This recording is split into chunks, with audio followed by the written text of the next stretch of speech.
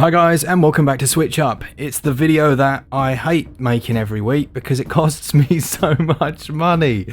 But then I also love it. This one's going to have a bit of an EU focus because the EU summer sale starts first, as is always the case. Now I'll then go and do another video as soon as the main titles of that one launch. If you check the top comments, you'll see the winners of our Children of Mortar codes from the last video. If you want to win a copy of Children of Mortar, a big thanks to those guys. They've given us a ton of copies to give to you. This week you're not being asked to leave a normal comment. Well, no, you kind of are. If you just put the game from this list that you're most likely to pick up, or the games that you're most likely to pick up as your comment, then that will be a lot more useful and very, very normal. So yeah, we got to say a big thanks to Hypercharge Unboxed, the Toy Story-like first-person shooter. They've decided to sponsor this video, so a big shout out to those guys. Stick around to the end of the video where we're going to go over two titles, as we do every week, that are terrible and you should avoid them. What's worth picking up? Say it with me. Let's find out.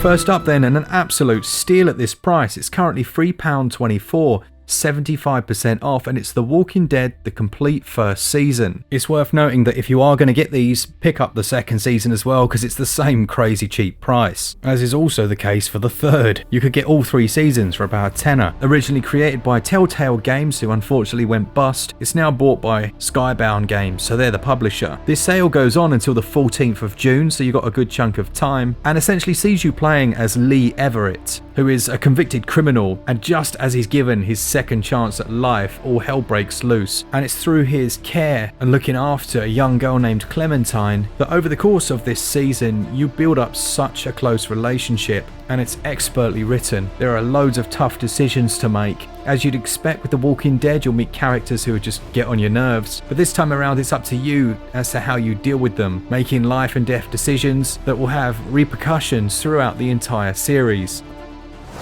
Next up then, we've got our sponsor game for the week, and that's Hypercharge Unboxed. Now when Glen reviewed this upon its launch, I think it got in the 80s, 84%, something like that. We really enjoyed it. It was brilliant. First person, Toy Story-like, cooperative, tower defense style game. You can play the whole thing split screen as well, locally, with 4 players. So if you're into old school GoldenEye style fun, you'll definitely have a blast with your mates. There's an online mode that's very similar to the Time Splitters mode. If you remember, one of you becomes infected and then the other ones have got to survive, and the infected one, if they kill someone, they then join them, and you can see where this is going. What's really nice about it, and what has been nice, is how engaged the developer are with the community. Now, one of the big complaints that people had, and we had it as well about the game, was that it didn't really do enough for the single player.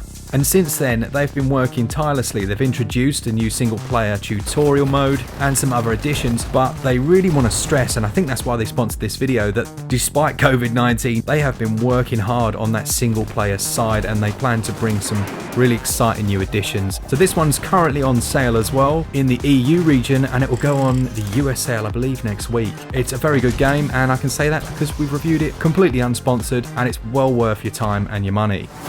Next up, we've got a game that I played so much of, and for some reason, I can't remember what it was, but I just didn't get a chance to put a review out, but it's possibly one of the best games on Switch, and it's Ori and the Blind Forest, the definitive edition from Microsoft Studios, which is 30% off, bringing it down to a very tidy, well, about 10 quid. The Forest of Nibble is dying, and then after a powerful storm sets a series of devastating events in motion, Ori has to journey to find courage and confront a dark nemesis, and that's what it says in the eShop. Essentially, it's beautifully played out. The opening segment reminded me of a Studio Ghibli film. It is so well handled, I was blown away. If you've not played this one or not seen it, there's a lot of platforming in here. There's a touch of Metroidvania in terms of going back, getting new skills and abilities, but there's some seriously tough platforming in there. It just has an emotional undertone that not many games even come close to being able to recreate. This is a classic. There's a free download of it available as well if you want to go and check it out before you buy, but again, it's another essential pickup. I'm going to try and make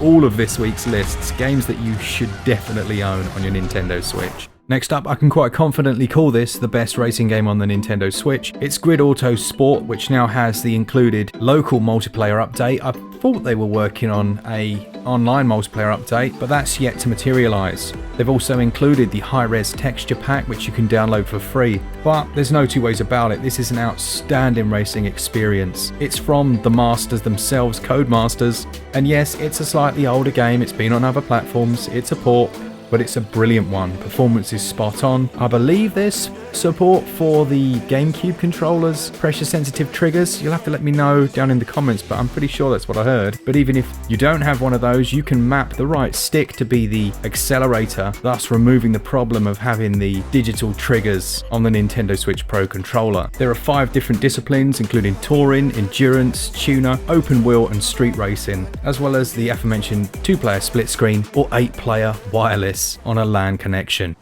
Coming in the RPG category, I mean, I wasn't going through each different category or genre, but I seem to have done. We've got Divinity Original Sin 2, the definitive edition from Larian Studios, the guys who are bringing us Baldur's Gate 3. It's an outstanding game. You'll create your character or choose one of the presets and head into a very similar type of world to Baldur's Gate, but with loads of modern tweaks. Based on the choices you make throughout the game, it will influence the overall story. The performance wasn't the best at launch. It was okay. There were a few blurry visuals and some stutters. It's much improved, and even so, it's an amazing game. Absolutely incredible. As the other version, you could play 2-player split screen co-op. Now there's no split screen co-op, but I do think there's online, but it's an experience I don't think most people will forget. What I will say is it's turn-based combat, so you pause time, do your actions, and then you can restart the flow of time. That doesn't appeal to everyone, but it's very in keeping with this style. Incredible game, amazing, you should own it.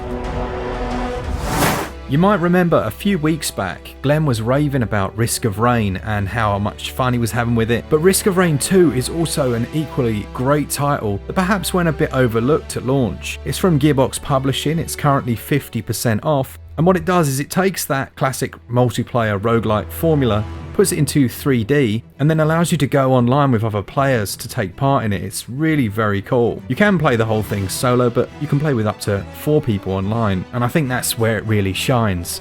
It's received a number of updates since it launched, and while it's not perfect, it's very good, and this is one of those crazy addictive games, so do be warned if you're thinking about picking this one up. But again, I'd say it's another essential title to own on the Nintendo Switch.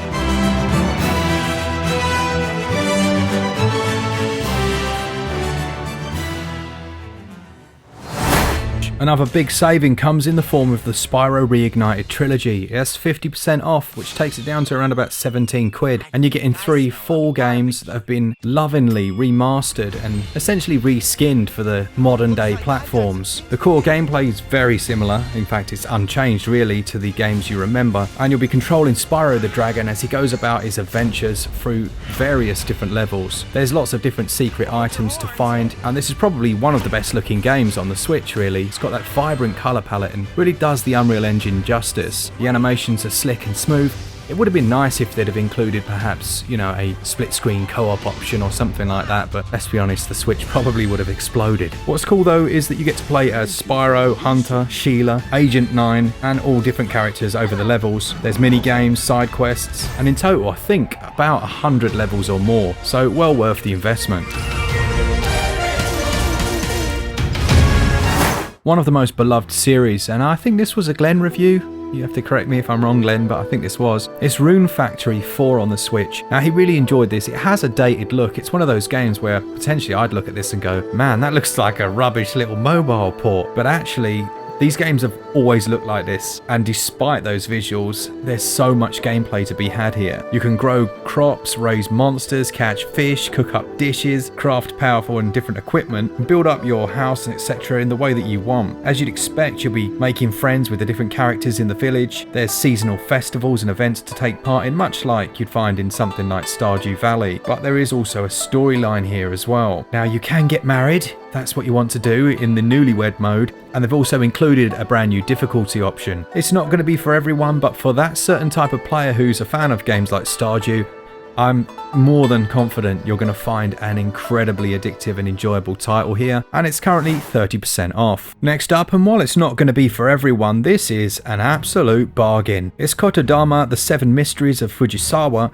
which is currently 96% off. It's 79p. Now let me tell you what it's all about. It describes itself as an adventure puzzle game in which you'll be investigating the secrets of Fujisawa Academy across 7 chapters of visual novel, where each chapter hides the truth to each of the 7 mysteries. Now, strange as it sounds, You'll be battling characters using words known as the Kotodama. You uncover keywords in the game's investigation phases, and then you use these in your combat. I know it sounds bonkers, and yes, look, it's a Japanese visual novel game. You know it's going to be 79p. Perhaps it's time to dip your toe in the crazy waters, and you might just like them.